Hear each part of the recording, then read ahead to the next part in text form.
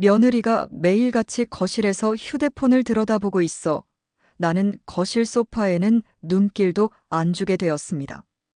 그리고 집안 구조가 점점 바뀌어 갔습니다. 어느새 안방은 아들 내외가 차지하고 나는 작은 방으로 밀려나게 되었습니다. 조금이라도 아들 내외에게 불편을 끼칠 것 같으면 아예 회피해 버렸습니다. 시간이 갈수록 나는 얹혀 사는 뒷방 늙은이가 되었습니다. 3개월 전 어느 날 아들이 며느리하고 잠을 잔뜩 짊어지고 집에 나타났습니다. 무슨 일이냐고 물었더니 사업이 부도가 나 폭삭했다는 겁니다. 그래, 일단 집으로 들어오라고 했습니다. 당시 아들 내외는 겁을 먹고 절망적인 표정을 하고 있었습니다. 애비로서 가슴이 미어지게 아팠습니다. 아들은 울고 있었고 며느리는 고개를 떨구고 있었습니다. 사업이라는 게 잘 될 때도 있지만 안 될 때도 있는 것이다. 다만 너희들이 젊으니까 다시 일어설 수 있을 것으로 믿는다. 당분간 엮어서 지내거라. 그때 만면에 화색이 돌기 시작한 며느리가 한 소리는 지금도 생생합니다. 고마워요. 아버님, 제가 아버님 마음 편히 모시고 남편 사업 잘 되게 내조를 열심히 해줄 것입니다. 아버님 덕분에 이제 마음 좀 났어요.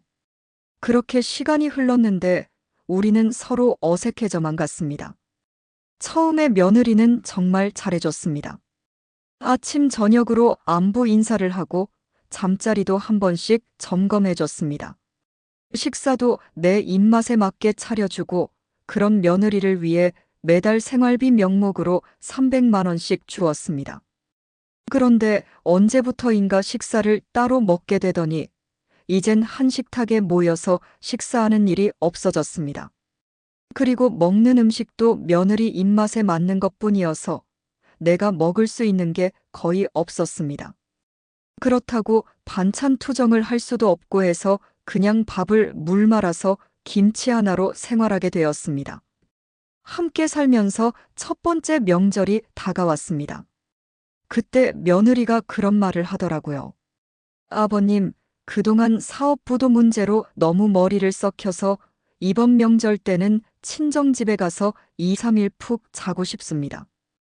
그러니까 이번 명절은 아버님 혼자서 지내세요. 다음번 명절은 제가 차릴 테니까요. 신경을 많이 써서 피로가 가중되었다는데 쉬지 말라고 할 수도 없어서 그렇게 하라고 했습니다. 명절 당일이었습니다. 간단히 제사상을 올린 후 사촌 형님 댁으로 인사를 갔습니다. 그런데 거기 조카딸이 불쑥 이런 말을 하더라고요. 언니하고 오빠는 명절에 홍콩에 갔네요. 그래서 나는 그게 무슨 말이냐고 물었습니다. 그랬더니 조카가 핸드폰을 꺼내 언니하고 오빠 SNS에 올라온 사진들을 보여주는 것이었습니다. 사진들을 보니 홍콩 인증샷부터 놀이터와 뱃놀이하는 영상들을 올렸더라고요. 나는 너무 기가 막혀서 내 핸드폰을 직접 확인해 봤습니다. 그런데 거기에는 안사돈, 그러니까 며느리 친정어머니도 함께 있었던 것입니다. 아니, 피로가 과해서 몸 풀겠다고 친정에 간다더니 해외여행을 나간 것이었습니다. 그것도 나는 빼고 친정엄마만 챙기고 말입니다. 얼마나 괘씸하고 배신감이 들더지 당장 전화를 해 뭐라고 해주려고 하다가 간신히 참았습니다. 정 놀러 가고 싶었으면 그리고 안사동까지 같이 갈 것이었다면 이 애비한테도 한 번은 물어라도 봤어야 마땅한 것이었습니다. 거짓말로 사람 뒤통수를 치는 아들 내외의 못된 짓거리에 분노가 치밀었습니다. 그들이 돌아온 날 모르는 척하고 물어봤습니다. 그래, 몸은 많이 풀렸냐? 네, 건강해졌습니다. 그때 내가 그들의 SNS에서 캡처한 사진들을 넘겨 보이면서 물었습니다. 이게 니네 친정집이냐?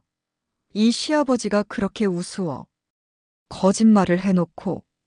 얼굴이 시뻘겋게 된 며느리와 아들은 변명하기에 급급했습니다. 나는 그런 소리를 듣고 싶은 게 아니었습니다. 도대체 나를 얼마나 무지몽매한 인간으로 알았으면 버젓이 그런 짓을 할 수 있었는가 묻고 싶었던 것입니다. 뭐든지 지들 원하는 대로 다 해주니까 이젠 하찮게 여긴다는 생각을 할 수밖에 없었습니다. 그 일이 있고 나서부터 나는 그들의 말을 믿을 수가 없었을 뿐만 아니라 매월 지급했던 생활비도 막아버렸습니다. 그 일이 있고 나서 서서히 며느리의 속셈이 드러나기 시작했습니다. 어느 날, 며느리는 나에게 조심스럽게 물었습니다. 아버님, 이 집 말고 시골에 과수원과 밭이 있다고 들었는데 다 합치면 재산이 얼마나 되는 거예요? 굳이 그런 질문에 대답할 이유가 없었기 때문에 나는 살짝 미간을 찌푸렸을 뿐이었습니다. 며느리가 이 집 시세를 부동산에 물어보고 다닌 사실을 알고 있었습니다. 왜 내 재산에 관심을 갖게 되었는지 궁금해졌습니다. 아들 역시 최근에 그와 비슷한 움직임을 보였습니다. 며느리와 아들이 재산에 깊은 관심을 가질수록 나는 의심을 하지 않을 수 없었습니다. 그래서 한마디 물어봤습니다. 왜 내 재산에 관심들이 많으냐? 무슨 속셈이 있는 거니? 무슨 속셈은요? 어차피 나중에 저희에게 물려주실 부동산이니까 확인해 보는 거지요. 그 말에 나는 기가 막혔습니다. 뻑하면 요즘 어느 세상이냐며 세상 바뀐 걸 강조하는 얘들이 오히려 자기들에게 손해가 될 것에는 구시적 발상을 그대로 가지고 있었습니다. 너희들은 세상이 바뀐 걸 모르고 사냐? 요즘 시대에 어떤 자식이 부모 재산을 받을 걸 생각하고 살아간다는 말이냐? 재산은 당연히 자식에게 물려준다는 인식은 지금 많이 바뀌고 있다는 걸 모르니? 그 말에 며느리와 아들은 기겁을 했습니다. 자신의 애비인 내가 그런 위험천만한 인식을 하고 있다는 게 그들은 불안했던 것입니다. 어느 날이었습니다. 며느리와 아들이 조용히 그러면서 한편으론 강압적으로 말했습니다. 특히 며느리는 시아버지를 옴짝달싹 못하게 만들려는 수작이 눈에 띄었습니다. 아들 내외가 집에 들어와 함께 산지 3개월이 넘었습니다. 처음에는 적막한 집안에 사람 훈기가 도는 것 같아 좋았습니다. 아침, 저녁으로 식사를 하면서 사람 사는 느낌이었습니다. 그런데 어느 날부터인지 슬슬 내가 밀려나는 느낌이 들었습니다. 아버님, 이번에 아범 사업을 다시 일으키는데 자금이 좀 들어요. 지금 상황을 놓치면 회사는 영원히 재기불능에 빠질 겁니다. 마지막 기회이니 아버님이 좀 도와주세요. 네, 아버지, 저도 많이 생각해서 드리는 말씀이에요. 저 이번에는 자신 있었죠. 그 사업에 제가 쏟은 시간과 열정을 아버지도 아시잖아요. 이번 기회를 잡게 해주세요. 나는 암담했지만 매몰차게 말을 끊을 수가 없었습니다. 그래서 재기하는데 돈이 얼마나 드는 건데? 그 말 한마디가 힘이 생긴 아들 내외는 얼굴에 화색이 돌며 자신있게 말했습니다. 이 집을 담보로 대출만 받게 해주면 되는 거예요. 10억 정도 대출받을 수 있다고 해요. 뭐라고? 집을 담보로 그렇게 큰 돈을 대출받아야 한다는 말이냐? 네. 충분히 확신할 수 있는 일이에요. 걱정 마세요. 이 집은 나와 네 엄마가 평생을 희생해서 만든 결과물이다. 단순히 돈만으로 가치를 따질 수 없는 가치란 말이다. 며느리는 애원하듯 말했습니다. 그걸 잘 알고 있기에 저희가 더 열심히 일해야겠죠. 그런 마음 자세로 임할 겁니다. 나는 난감했습니다. 그리고 당혹스러웠습니다. 자식들이 마지막 기회라고 주장하는 걸 믿고 싶지는 않았지만 어떻게든 도와는 주고 싶었습니다. 평생 두고두고 아버지가 자식을 위해 어려울 때 한 번도 도와주지 않았다는 원망을 듣고 싶지 않았습니다. 그렇지만 그렇게 많은 돈을, 특히 집을 담보로 대출을 받는 것은 너무 부담스러웠습니다. 사업이 재기하지 못할 경우 집이 경매로 날아갈 것인데 그걸 쉽게 결정할 수가 없었던 것입니다. 며느리는 그런 내 마음을 잘 알고 있기라도 한 듯이 파고들었습니다. 아버님이 이번에 도와주지 않으면 저희는 평생 동안 아버님을 원망하고 저주할지도 몰라요. 하나밖에 없는 자식인데 뭐가 아까워서 못 도와준다는 건가요? 아들은 풀이 죽어 넋두리처럼 말했습니다. 아버지만 믿고 살았는데 정말 너무 서운해요.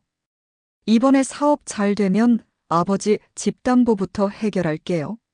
마지막으로 저를 믿어보세요. 아버지에게 하나밖에 없는 아들이에요. 그러면서 엎드려 우는 것이었습니다. 그 울음소리가 내 가슴을 후려 팠습니다. 폐부를 쑤시듯이 칼날이 되어 박혔습니다. 이 상황이 감당하기 힘들어 그냥 도망치고 싶었습니다. 그런다고 현실이 사라지는 것도 아니지만 결정을 내리기가 너무 힘들었습니다. 마지막에는 아들이 죽어버리고 싶다고 떠들었습니다. 참담했습니다. 절망한 아들의 모습은 차마 눈뜨고 보기 어려울 지경이었습니다. 아들이 어쩌다 저렇게 변했을까 하는 의구심보다 당장 눈앞에서 다 죽어가는 아들이 더 걱정이 되었습니다. 며느리는 옆에서 계속 나의 가슴을 쑤시는 말들을 마구 퍼부었습니다. 내 마음속은 아수라장이 되고 말았습니다. 그래서 끝내 아들의 요구를 들어주게 되었습니다. 그런데 더 문제가 생겼습니다. 내가 대출을 직접 받을 수가 없었습니다. 나이가 있는 데다가 수입이 없었습니다. 하는 수 없이 며느리의 주장대로 일시진명일을 아들로 해주고 아들이 주거래 은행에 부도 금액을 변제해서 사업을 재기하는 방법으로 계획을 변경했습니다. 내 입장에선 이왕 도와주기로 했으니 일시진 명의를 넘겨주는 건 어쩔 수 없이 따를 수밖에 없게 되었습니다. 나중에 알게 된 사실이지만 이 계획도 모두 며느리가 만들어 놓은 올감이었습니다. 자기 딴에는 법대를 나왔다고 잔머리를 많이 쓴 흔적이 났습니다. 한마디로 나를 우습게 여긴 겁니다. 집을 넘겨주고 나서 저는 최소한 집안의 평화가 올 것으로 믿었습니다. 그리고 나에 대한 배려도 좀 달라지겠지 은근히 바라게 되었습니다. 솔직히 그까짓 재산을 아들한테 물려주는 것보다 집안에서 행복하게 함께 살 수 있기를 더 바랬던 마음이었습니다. 또 내가 지들을 위해 재산을 내준 이상 당연히 그렇게 될 것으로 생각했습니다. 그런데 그것은 내 순진한 생각에 불과했습니다. 아니 착각이었던 것입니다. 당장 다음 날부터 며느리의 태도는 돌변했습니다. 아버님, 앞으로 식사는 각자 해먹는 것으로 해요. 아버님이 좋아하는 음식은 제가 먹을 수가 없어요. 아버님 것은 아버님이 해결하세요. 그러면 식대비가 더 많이 들 텐데 그냥 함께 먹자. 나는 그게 훨씬 좋은데. 단란하고. 단란해요? 내가 불편한데 어떻게 단란해요? 먹고 사는 것까지 아버님 눈치를 봐야겠어요? 아들을 쳐다보자 이내 고개를 돌려버리는 것이었습니다. 그리고 아버님은 명심해야 해요. 지금부터는 아버님은 우리 집에 얹혀 사는 입장이라는 걸 잘 알고 계시란 말이에요. 사사건건 간섭하고 잔소리 좀 그만하란 말이에요. 나는 어처구니가 없어 무슨 말을 해야 할지 몰랐습니다. 내가 자식을 너무 믿었던 게 화근이 된 것입니다. 가슴이 찢어지게 아팠습니다. 자식 내외에게 구박받으면서 굳이 재산까지 내줄 이유가 뭐였는지 그제야 깨달았습니다. 배신감이 몰려들었습니다. 분노가 밑바닥에서부터 솟구쳤습니다.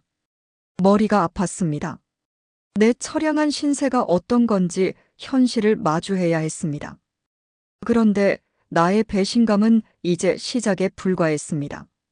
담보 명의로 재산을 넘겨주자 며느리는 대출을 받아 먼저 집안 인테리어나 자신들 침대부터 고급 마감재나 명품을 사들였습니다. 제일 눈에 띄는 건 며느리가 매일같이 메고 다니는 핸드백이었습니다. 누가 봐도 어디 것인지 다 아는 명품 로고가 박힌 가방을 한 개도 아니고 3개씩이나 한꺼번에 구입했습니다. 그리고 자기 하이힐도 명품으로 치장했으며 향수나 화장실 방향제 등도 값비싼 제품으로 대체했습니다. 며느리는 그런 것들을 가져다 놓으면서 이제 사람 사는 집 같다고 입버릇처럼 말했습니다. 거실의 카페트도 백화점에서 고급으로 바꿨습니다. 돈이 흥청망청 소비되고 있었습니다. 사업 재기에 충당할 자금이라면서 그것을 명품 사치에 쏟아붓고 있었습니다. 그에 대해 아들은 지금 잘하고 있는 중이라며 아버지는 걱정하지 말라는 것이었습니다. 눈앞에 돈이 엉뚱한 대로 빠져나가고 있는 것을 빤히 바라보는 나는 엄청난 배신감을 느낄 수밖에 없었습니다. 그동안 며느리가 계획한 것은 회사를 재기하는 게 아니라 자기 사치 욕망을 충족하기 위한 행동이었던 것입니다. 어디 한 번씩 외출할 때마다 새로운 옷과 신발로 치장했습니다. 그녀의 SNS는 화려한 명품 쇼윈도우가 되었습니다. 우아하고 세련된 이미지로 연출된 그녀의 인생은 잘 나가고 있었습니다. 돈은 그런데 사용하면서 나한테 선물 하나 없었고 먹는 것 하나 신경 써주지 않았습니다. 신경은커녕 오히려 더 무관심해졌습니다. 때로는 모멸감을 느끼게 막말을 했습니다. 지금 화장실을 함께 쓰니까 더러워서 안 되겠어요. 아버님은 앞으로 큰일은 밖에 나가서 보세요. 집안에 냄새가 퍼져서 참을 수가 없어요. 앞에 건물 내에 화장실은 공용으로 쓰는가 봐요. 거기서 일 보세요. 나는 아들에게 하소연을 했습니다. 어떻게 화장실을 매일같이 밖에서 해결할 수 있겠느냐고 애원했습니다. 그러나 아들은 며느리 눈치나 보면서 찍소리도 못했습니다. 애비의 처지에 대해선 전혀 관심이 없었습니다. 당장 눈앞에 현금이 쌓여 있는 것만 믿고 물 쓰듯 써대는데 동조하는 게 전부였습니다. 나는 너무 어처구니가 없어서 아들에게 쓴소리를 했습니다. 사업은 어느 천년에 하겠다는 거냐? 지금 사업 재기한다고 대출받아 사적으로 소비하는데 다 쓰고 무슨 돈으로 재기를 할 수 있다는 거냐? 정신 좀 차리거라. 그렇지만 아들은 귀담아 듣지를 않았습니다. 애시당초 사업 재기는 생각조차 없었던 던듯했습니다. 나한테 재산을 빼먹기 위한 술책이었던 것입니다. 점차 아들 내외의 음모를 알게 되면서 복수심이 생겨나기 시작했습니다. 결정으로 나에게 배신감에 이어 복수심을 자극하는 사건이 벌어졌습니다. 하루는 며느리가 나에게 다소 친절한 듯이 말을 했습니다. 아버님, 요즘 식사도 잘 못하시는 것 같던데 우리 외식을 나갈까요? 그 말에 나는 순간적으로 코끝이 찡했습니다. 너무 오랜만에 나온 함께 한다는 말이었기 때문입니다. 함께 식사를 한다는 말에 나는 가족의 일원으로서 인정받는 기분이 들어 마음이 무척 들떠 있었습니다. 며느리는 저녁 식사를 호텔 뷔페로 했습니다. 나는 뷔페가 별로 마음에 들지 않았지만 그래도 가족이 함께 식사를 하는 것에 의의를 가지고 받아들였습니다. 뷔페에서 며느리와 아들은 지들끼리 식사를 했고 내가 음식을 가지고 테이블로 가며 그들은 음식을 가지러 갔습니다. 그런 식으로 엇박자를 내며 함께 식사는 하는 모양새는 전혀 없었습니다. 그때 아들이 아는 사람들과 마주쳤습니다. 며느리는 우아하게 웃으며 인사를 했습니다. 그리고 옆에 앉아있던 나를 가리키면서 우리 집 집사하는 양반이라고 소개를 했습니다.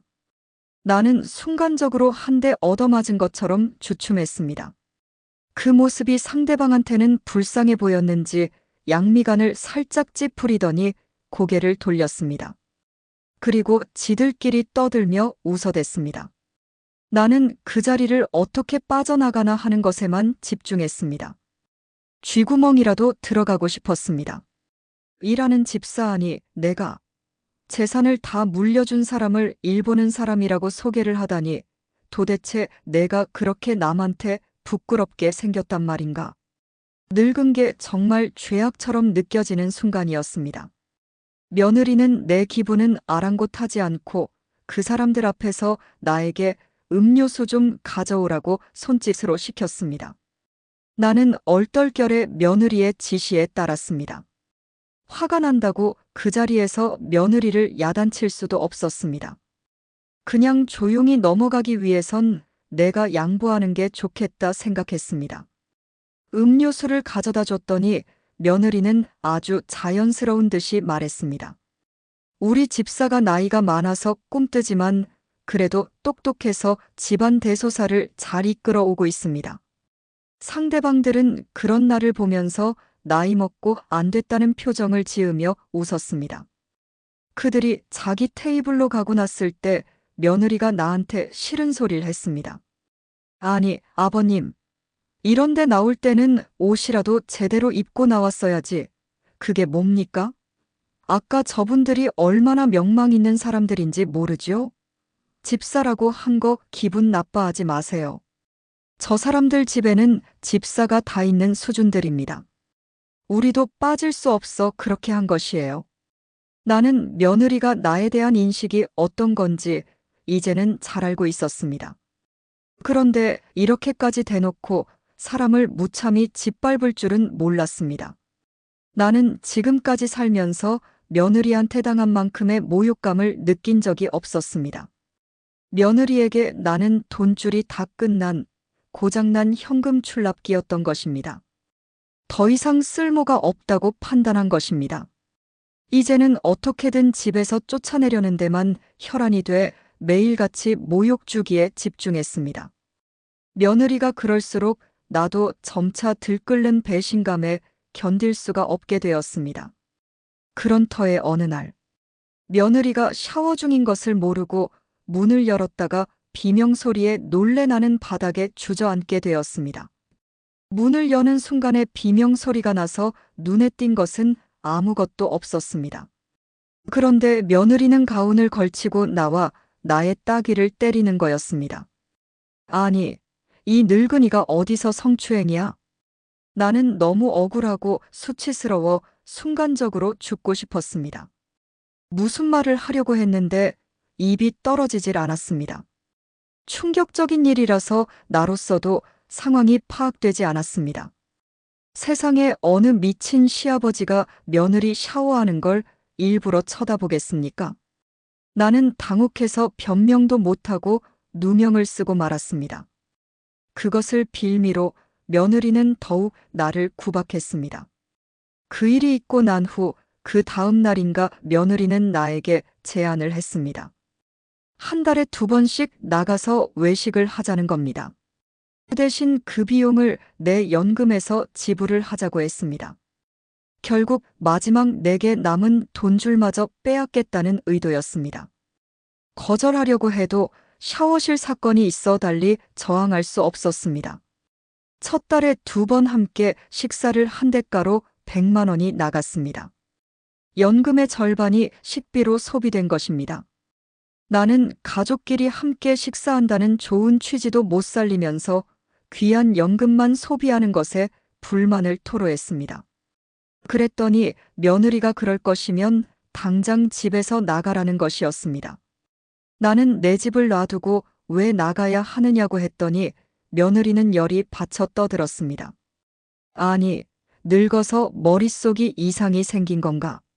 이봐요, 아버님 정신 좀 차리세요. 여기 집 명의 아들한테 내준 것 벌써 잊어버렸어요? 나도 기억하고 있다. 언니들보다 더 명확히 기억하고 있어. 그런데도 아직도 이 집 주인이 누군지 모른단 말이에요. 아버님은 이제 빈털털이에요. 나는 아들 내외가 하는 짓을 보면서 이대로 놔둬서 도저히 안 되겠다는 판단을 했습니다. 나는 아들에게 물었습니다. 네 생각은 어떠냐고. 내가 이 집에서 나가야 된다고 생각하냐고 물었습니다. 아내의 눈치를 보면서 아들은 말끝을 맺지 못했습니다. 저는 이제 아버지도 시골에 내려가 연금으로 생활하는 게 좋다는 생각을 해봤어요. 그 말에 나는 아들의 의사를 분명히 파악했습니다. 그래, 네 마음을 사실대로 피력한 것으로 받아들이겠다. 그래도 되겠니? 네. 죄송해요. 저도 가정이 있다 보니 나는 더 이상 묻거나 확인해 보지 않았습니다. 다음 날, 나는 오랜만에 양복을 꺼내 입었습니다. 옷은 편안한 것이 좋지만 나이 들어서는 너무 편하게만 옷을 입으면 괄시받는다는 걸 깨달았습니다. 이렇게 번듯하게 양복을 입고 보니 노년의 묵직함이 살아나는 듯 했습니다. 점잖고 품이 있어 보였습니다. 옷을 차려입고 나는 전화를 했습니다. 공직 생활 동안 업무적으로 많은 교류가 있었던 박 변호사를 명단에서 찾았습니다. 전화를 했더니 상대방이 즉각적으로 나를 알아봐 줬습니다. 아니, 선배님, 어쩐 일이세요? 잘 지내셨어요? 오랜만이네. 벌써 5년도 넘었지. 마지막 만난 게 나 은퇴 직전이었으니까. 네. 정말 오랜만이에요. 어떻게 지내세요? 내 형편이 말이 아니네. 은퇴 후 이렇게 될 줄은 상상조차 못했어. 그러자 박 변호사는 시간이 되면 지금 오시라 했습니다. 그래서 박 변호사를 직접 만났습니다. 무슨 일인데요? 며느리 때문에 아들까지 남남이 될 상황에 처했어. 나는 그동안의 사연들에 대해 자초지종을 얘기해 줬습니다. 얘기를 듣는 동안 박 변호사는 혀를 몇 번씩 차면서 기가 막혀 했습니다. 형님이니까 참았지. 우리 성격 같았으면 당장 내쫓아 버렸을 겁니다. 그래도 하나 있는 아들이니 기대를 한 거지. 아들만큼은 정신 차리고 돌아올 줄 알았지. 아무리 자식이라도 결혼하면 남남이에요. 계산적으로 바뀌게 돼 있어요. 그런데 내가 명의를 내주면서 조건부로 기재를 해놨어. 그러니까 나를 부양할 의무를 버리지 않아야 한다는 문구를 명시했어. 그 점을 감안하면 좀 편하지 않을까 해서. 그건 정말 잘하신 거예요.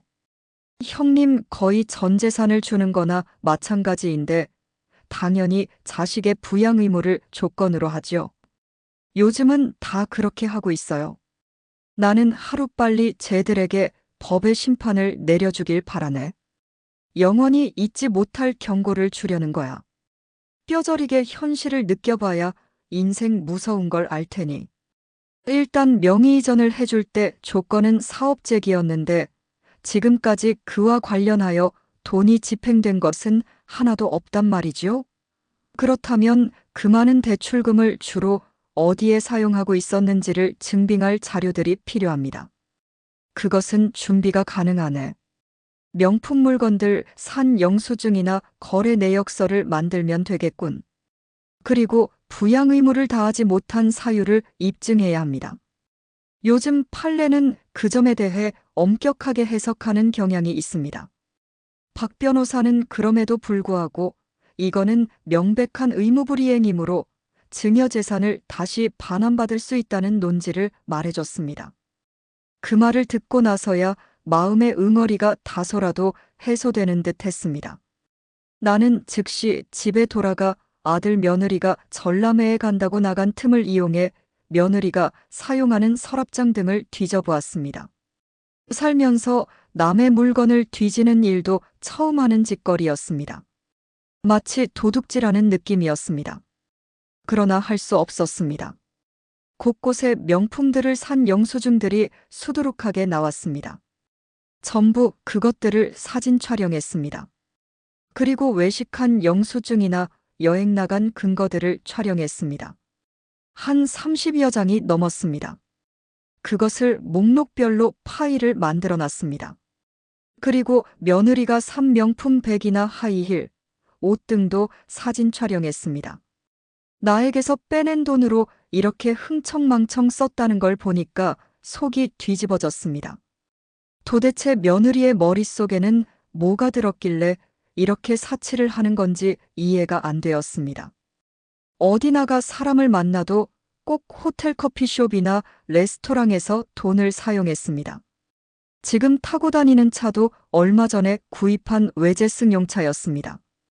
먼저 번 차도 쓸만했는데 팔아버리고 신형을 사서 타고 다녔습니다. 여분의 열쇠를 챙겨두었습니다. 어느 날 늦은 밤, 아들과 며느리가 두런두런 얘기를 나누는 것을 얼핏 들었습니다.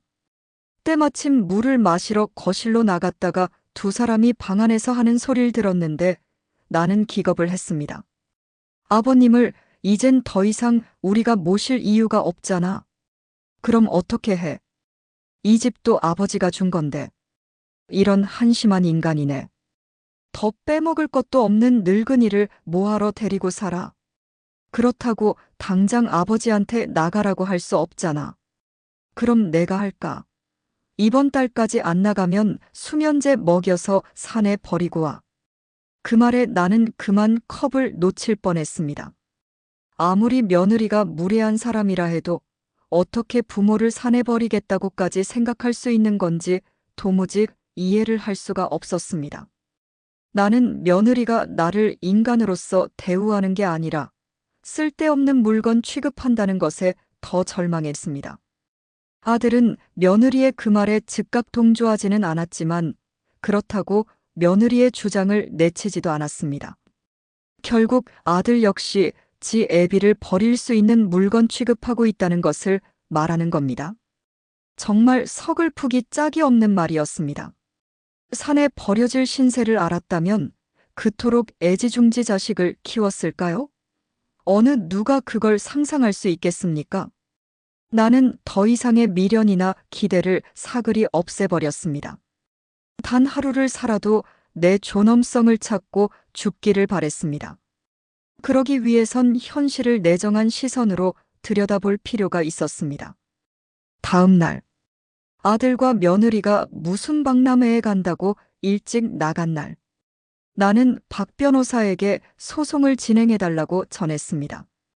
그리고 증여무효 반환 소송과는 별도로 며칠 전 시골 과수원과 밭을 급매로 판 돈으로 아들이 대출받은 은행에 대위 변제를 했습니다. 이제 채권자는 은행이 아니라 내가 아들 내외의 채권자가 되었습니다. 이후 법원에 압류 및 경매 신청을 했습니다. 아들 내외가 뭐 그리 좋은지 싱글벙글 집으로 들어오는 순간 법원 집행관이 앞을 막았습니다. 집행관의 설명을 들은 아들 내외는 집안에 서 있는 나를 바라보며 얼굴이 시뻘겋게 상기돼 있었습니다. 개거품을 물고 며느리가 나에게 덤벼들었습니다. 이 노회한 늙은이가 결국 지 자식 앞날을 망치는구나. 그까짓 돈이 뭐라고 자식까지 버리는 건지 당신은 하늘이 무섭지 않아. 나는 반박하지 않았습니다. 아들은 현관에 주저앉아 버렸고 며느리는 마지막 발악을 했습니다. 주머니에 돈이 그렇게나 있었으면서 굳이 우리에게 준 집을 빼앗을 필요가 뭐야. 애비란 자가 기껏 그렇게밖에 못하나. 며느리의 발악질은 동네방네 다 퍼져나갔습니다. 어느 집에선 조용히 하라는 말도 나왔습니다. 하지만 며느리한테 그런 게 눈에 들어올 리가 없었습니다. 악을 쓰고 물건을 집어던지면서 나를 위협했지만 나는 신경 쓰지 않았습니다. 낮 동안의 일은 일사천리로 진행되었습니다. 먼저 며느리의 명품 가방, 옷 등에 압류 처분했습니다. 사서 한 번도 쓰지 않은 옷이나 구두, 안경 등이 수십 점 쏟아져 나왔습니다. 내가 평생을 뼈 빠지게 일해본 돈으로 산 사치품들이었습니다. 내 생전에 한 번도 만져보지 못한 명품들이었습니다. 또 골프 세트부터 대형 텔레비전까지 별의 별꼬가의 물품들이 여기저기에서 튀어나왔습니다. 며느리의 명품들이 차에 실리는 것을 본 며느리는 눈이 뒤집어져 울고불고 난리였습니다. 그러나 법원 집행관은 개의치 않고 엄격한 법 집행을 했습니다. 잠시 후 박 변호사가 왔습니다. 박 변호사는 소송 접수 통지서를 며느리에게 전해줬습니다. 며느리는 그것을 받자마자 갈기갈기 찢어버렸습니다. 그 눈에는 눈물이 가득 고여 있었습니다. 그날 아들 내외는 옷까지만 가지고 내쫓겨났습니다. 아들이 무릎을 꿇고 나에게 빌었지만 나는 아무런 대꾸도 하지 않았습니다. 며느리는 끝까지 나를 원망하면서 떠났습니다. 잠시 후 고요한 평화가 왔습니다. 최근 수개월 동안 처음으로 행복해지는 순간이었습니다. 비록 많은 돈을 날렸지만 인간의 존엄성을 짓밟은 며느리를 쫓아낸 것만으로도 희열은 말로 닿을 수 없었습니다. 그로부터 3개월 후 증여가 취소되었습니다. 어차피 대위변제했기 때문에 명목상의 승소였습니다. 나는 집을 팔고 도시를 떠났습니다. 핸드폰 번호도 싹 바꿨습니다. 1년 후 어떻게 주소를 알았는지 아들로부터 편지가 도착했습니다. 아들은 며느리와 이혼을 했다고 했습니다. 며느리는 그때 이미 다른 남자가 있었다고 합니다. 그 말에 나는 끓어오르는 분노를 가늠하기 힘들었습니다. 아들은 서울에서 공사 현장을 따라다니면서 노동을 하고 있습니다. 몸은 피곤한데 마음은 편안하다고 합니다. 지난날 너무 안일하게 살아온 자신에 대해 깊이 반성하고 지금 모든 것을 달게 받는다고 합니다. 나한테 너무 큰 불효를 저질러 그것이 가슴에 한으로 남는다고 했습니다. 자신이 아내의 말을 무조건 믿고 살다가 파국을 맞은 건 결국 자기 자신의 책임인 것을 인정한다고 합니다. 나중에 자신이 좀 더 인간성을 회복하게 되면 그때가 올지 모르겠지만 그때의 아버지를 배울 것이라고 합니다. 지금은 결코 자신을 용서하지 마시라고 했습니다. 아들은 지금 육체적 고통으로 영혼을 깨우치고 있다는 것입니다. 나는 그런 아들의 모습을 떠올리면서 나도 모르게 눈물이 났습니다. 이렇게 살다 보면 우리는 영원히 만나지 못할 수도 있습니다. 그렇더라도 서로가 마음을 이해했으면 그것으로 다행이라 생각하겠습니다. 그토록 애지중지 금지옥엽 키웠던 아들이었건만 어쩌다 이렇게 떨어지게 되었다는 것인지 새삼 생각할수록 억울했습니다. 그러나 변하는 아들을 그리며 나는 오늘도 조용한 하루를 감사하게 지내고 있습니다. 내일이 또 주어지면 그 내일도 감사하게 받아들이겠습니다. 늙는 것은 죄악이 아닙니다. 누구나 늙고 병듭니다. 늙는 것은 고행의 끝을 말합니다. 우리는 안락한 잠을 자기 위해 그동안 치열하게 살아왔습니다. 하루하루를 고맙게 사는 것이 최선입니다. 마지막으로 며느리는 다른 남자와 바로 결혼했지만 1년도 못 가 헤어졌다고 들었습니다. 아마 그녀의 사치병은 죽을 때까지 없어지지 않을 것입니다. 지금은 친정에 들어갔는데 친정집도 바깥사돈의 사업 실패로 어렵게 되었다고 합니다. 며느리는 지난 날들을 그리워한다고 하는데 그건 정말 소용없는 후회입니다. 우리는 이제 다시 만날 일이 없습니다. 사연은 여기까지입니다. 감사합니다.